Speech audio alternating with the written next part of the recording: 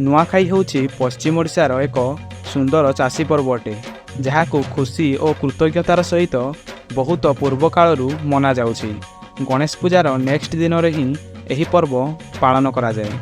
यह व्यतीत किछि किछि लोक एहाकु दशहरा समय मध्य पालन करती। नुआखाई शब्दर अर्थ नुआ अर्थ नूतन एवं खाईर अर्थ भोजन बा खाद्य। एही दिन रे परिवार माने प्रथम धान फसल को समलेश्वरी देवी को एवं निजर अन्य कुल देवता माननकु अर्पण करती और समृद्धि पाई आशीर्वाद मागती। एही विशेष दिन रे परिवार रो प्रत्येक सदस्य माने जोठी भी थांतु ना कहीं निज घर को फेरी थांती। पारंपरिक भोजन प्रस्तुत करी नुआ पोशाक पिंधि थांती एवं परिवार सहित हसी मजारे दिन बिताती। यह सहित प्रत्येक गाँव में संज बेले समस्ते गाँ मुंडरे नुआखाई भेटघाट और नुआखाई जुहार होइथांती एवं सांस्कृतिक कार्यक्रम मध्य करिथांती।